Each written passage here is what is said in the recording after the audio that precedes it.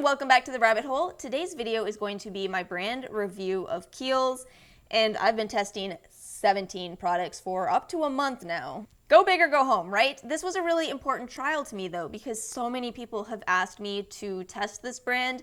Quick confessions, I have to admit to you guys, I'm a little under the weather. It's the real world, people get sick. So yeah, that's the hat. Do you all understand that? You know, you have a bad hair day when you're feeling good, you're like, no, I'll fix it.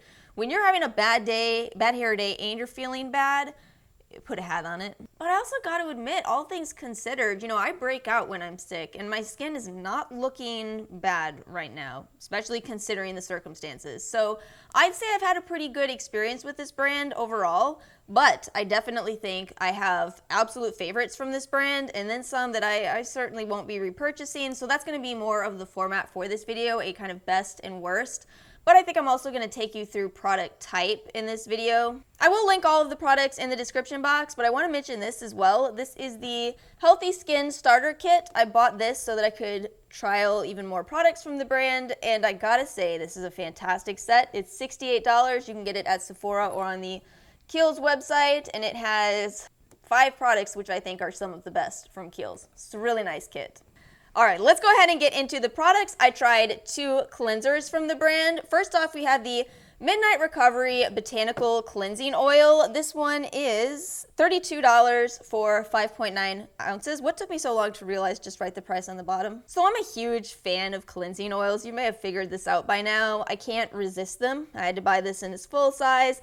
I think it's because I don't like removing my makeup at the end of the day, so I need this to feel very ritualistic. This is honestly a rough place to start this video because this is not my favorite Kiehl's product, and I don't think I'll be repurchasing it, but I still am okay with it. It's just that it is, as it claims, a lightweight oil, and that makes it not the most efficient makeup removing oil that I've ever tried. And I've tried a lot, so if you want my honest opinion, I would say Tatcha's is very effective. Amore Pacific's was very effective, but those were pricey, so I didn't repurchase them. I repurchased the Boscia.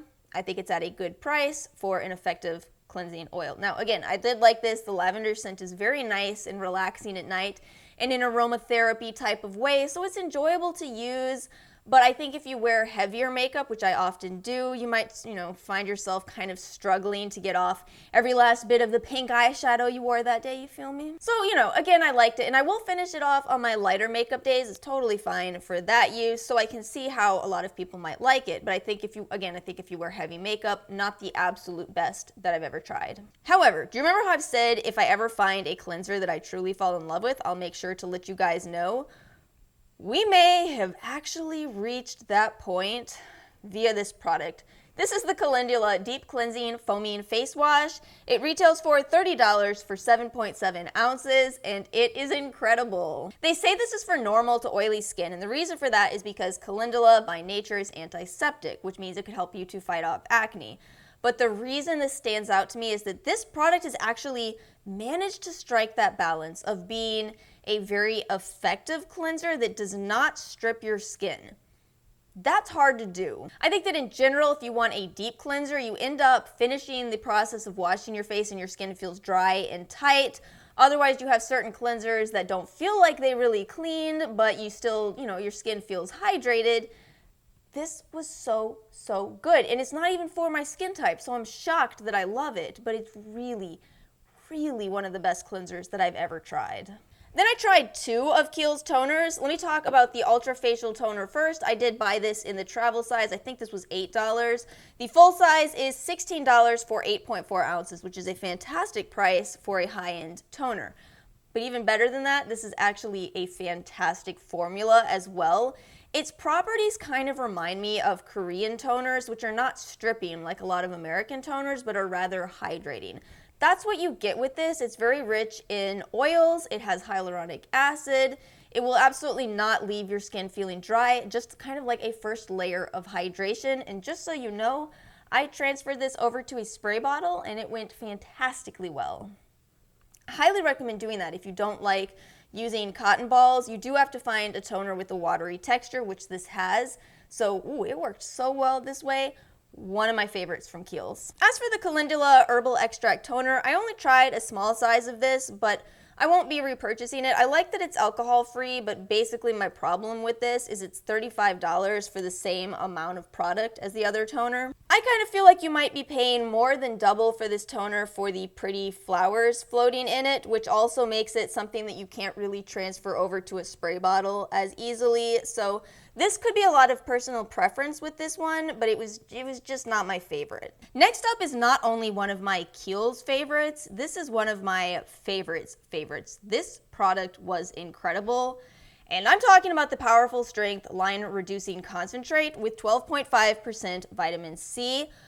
This is such a good vitamin C serum. This is $65 for 1.7 ounces, so you're already getting me on the price there because that's an amazing price. A lot of high-end, mid-range skincare serums are about $65 for 1 ounce, not 1.7. Great price on this. 12.5% vitamin C, I love the transparency there. It's pure ascorbic acid is the form of vitamin C in this, which is the most studied form of vitamin C. You also get hyaluronic acid. The reason why I loved this so much is that this has got to be the most gentle vitamin C in such a high concentration too that I've ever tried. It is absolutely not irritating on my skin whatsoever, and having tried so many vitamin C's at this point, I could tell you a lot of times I'll put them on and you experience some stinging. Nothing with this. My best guess as to how they've balanced it so well is that it does have a lot of humectants in it. It's a creamier texture as opposed to being more of a gel-like texture, and I think that's what's doing the balancing, but it is such a good find. Definitely one of my absolute favorites from Kiehl's. So I've tried 5 moisturizers from this brand. I'm going to tell you my thoughts on all of them. Let's start with the most recognizable one, and honestly probably my favorite as well. This is the Ultra Facial Cream. It is $30 for 1.7 ounces, which is really a nice price as well. Very, very fair for a mid-range brand. I would say that this one is a medium weight moisturizer. It does sink into the skin well. I would call this a good balancing moisturizer. Kiehl says that this is for normal, dry, and sensitive skin, and I do agree with all that, but I actually suspect that even oily skin types can probably get away with this without it being too heavy. My only concern with this moisturizer is that it does contain olive oil, which can be a little bit of a problem for some people with more acne-prone skin.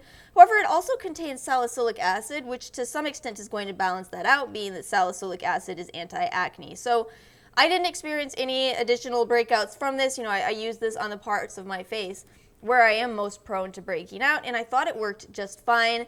As for whether I'll buy it again, I'm on the fence about all 5 of these moisturizers, and I'll tell you all my reasoning as to why, but I would say in general, this one was probably my favorite, and I love the price. The Super Multi-Corrective Cream, in fairness to this cream, I really did like using it. It's a more heavy moisturizer, which of course is going to be something that you will gravitate more towards if you have dry skin like I do. My single problem with this is that it's $65 for 1.7 ounces, so we're seeing quite the jump in price with this one for dry skin types, and I think that's why I would say I'm more likely to repurchase Dr. Jart's Ceramidin cream, for example, than this one. They're about similar in terms of texture.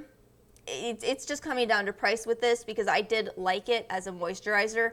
I just didn't love its price tag. I'm a bit more conflicted on where I stand with the Clearly Corrective Brightening and Smoothing Moisture Treatment. Now, I didn't expect to like this one at all. This one is $58 for 1.7 ounces, and it is a gel texture, which is why I thought I wouldn't like it. Usually gels are more for normal to oily skin than if you have more dry skin like I do. However, even I've got to admit, this is a pretty high impact moisturizer.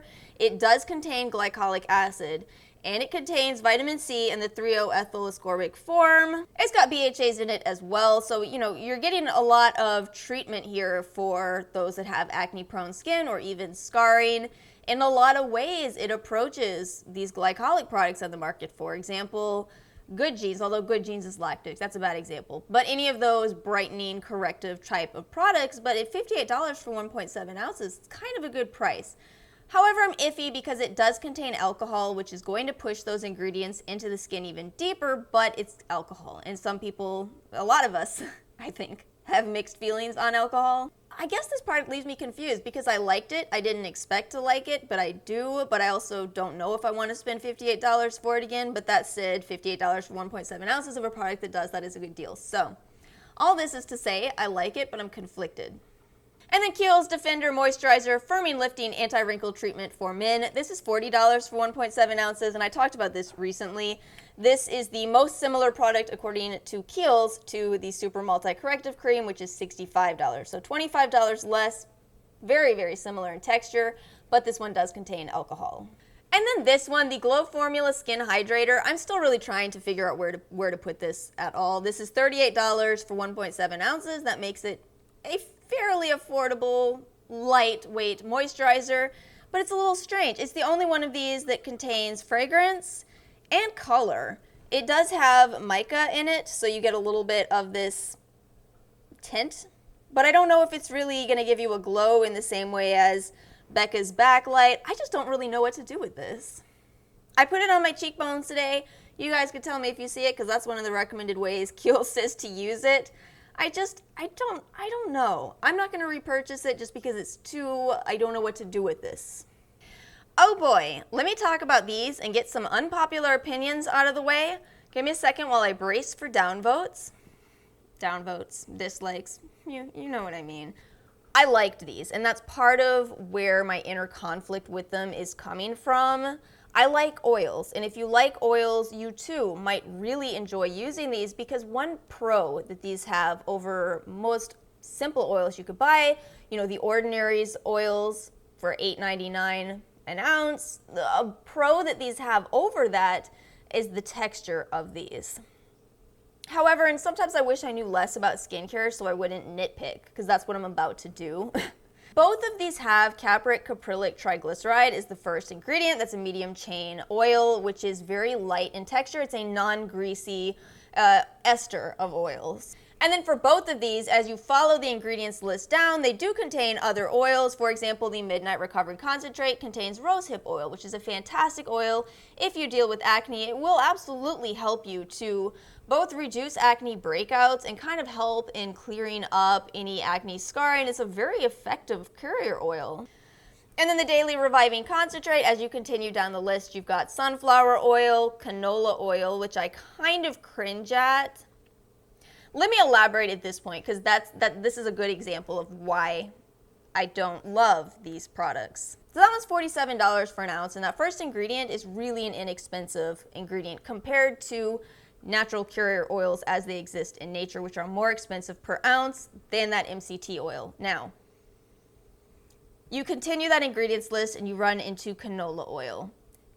Let me just ask you a question. You have canola oil in your kitchen, right? If your canola oil cost $47 for an ounce, would you really be frying your chicken in it? No, you wouldn't. And that's my gripe with these, is that it's really expensive to give the people a texture that they might prefer to the oils that are actually the active ingredients within them. I don't want to say it's any form of deception, because it's really not. Again, you're giving people what they want. People don't like walking around greasy, and let me tell you firsthand, if you put straight up rosehip oil all over your face and you walk out your front door, you're going to look greasy. So instead, if you formulate these products to have this very lightweight ingredient first in the list, people are going to love it, but because that cheap ingredient is balancing out those high impact ingredients. I guess what I'm getting at is I really like the products. I like the results, and look at this. This is a product I've been using for a month. You see how little of that I've used? In all fairness, you do get your money's worth, but objectively looking at the ingredients, I still think the product should cost less. Am I nitpicking? Maybe. But I'm really trying to give you my honest opinion. And basically one thing that I will say, again, I liked these a lot, but I don't think you need both. I think that because they're both a lighter texture, you could just pick one and use that daily and at night as well. So yeah, I guess I wouldn't buy both. I would buy the one that interests you more. This one has a couple more well, they both actually have a couple of essential oils that could potentially be irritants. But again, I really feel like I'm nitpicking, but it's hard for me. Sometimes I wish I could go back to knowing less so that I could overlook these things. I don't know, learning in life is kind of this mixed bag because you become more aware of the realities of the world, and you become aware that the markup on products like this is extremely high. And just to give you an example, I did just pick up some pure oils at TJ Maxx for 1/10 of the price of these.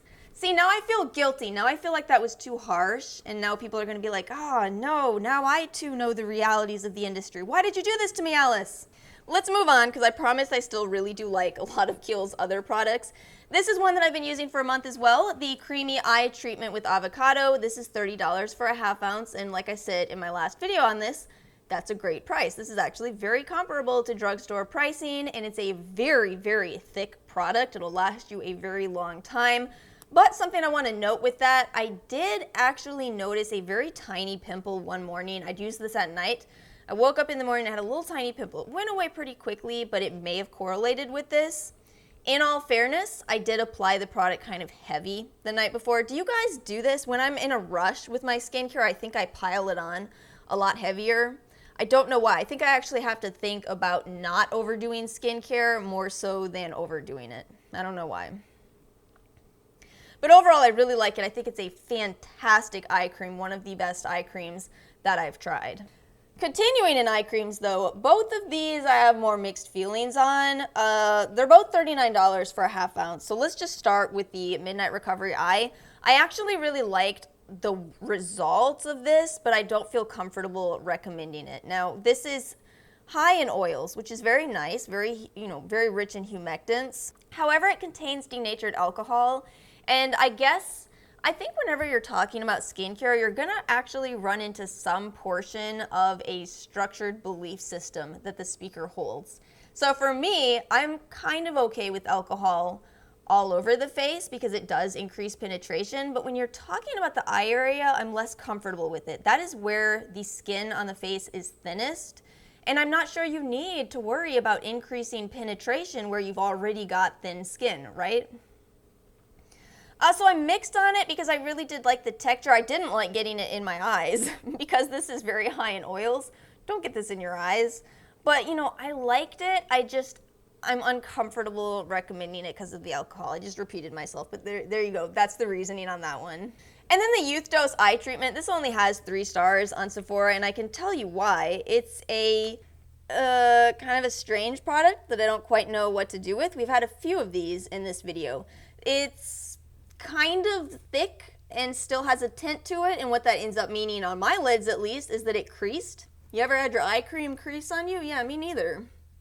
So I really didn't like that about it. I think an eye cream shouldn't crease. It should do the exact opposite. Very simple reasoning as to why I didn't like that, and it's a shame because I kind of like what I saw in the ingredients here, but I'm not gonna wear an eye cream that creases. Last category for this video, let's talk about these masks. So the Ginger Leaf and Hibiscus Firming Mask is actually one of my favorite products from Kiehl's as well. This is basically a night cream more so than a mask. That's the way you use it. You pile it on at night, go to bed, wake up in the morning, and your skin will be glowing, it will be smoother. In fairness, this product is not really all that high impact in its ingredients list. It's just very high in humectants, but I can't complain about that because I think the price is very fair. This is $54 for 3.4 ounces. If you do the math on that, that makes it $27 for 1.7 ounces, which is a great price for a night cream. So I did really like this. Very, very thick texture as well. I'm not the biggest fan of the Calendula and Aloe Soothing Hydration Mask though. This was sticky to me more than anything else. It's $45 for 3.4 ounces, but mainly what this is it's aloe gel. Have you ever bought aloe gel? See, again, I'm coming for Kiehl's because the price of things is bothering me. This is high in aloe gel as well as castor oil, which is so cheap stuff, y'all. But more so than that with this, I actually really didn't like the texture. I didn't like using it. Have you used Peter Thomas Roth's masks? It's kind of similar to that. It's a little bit hard to remove. I didn't really enjoy it, and I guess that's what this one's coming down to. I didn't see that much from it, and I didn't enjoy the act of using it, and for me, when we're talking about masking, that's my me time. I want to enjoy it. Alright guys, that's everything I have for this video. I went ahead and called my favorites forward for the curtain call. And as always, please feel free to comment your experiences. If you've had any different experiences from what I have, please comment them. I welcome your feedback, whether it's the exact opposite of what I experienced, whether it's the same, I welcome that. So thank you guys so much for watching. Make sure to like and subscribe, especially if you are interested in seeing my next skincare trial, which you guys voted on. Thank you so much for watching, and I'll see you all next time.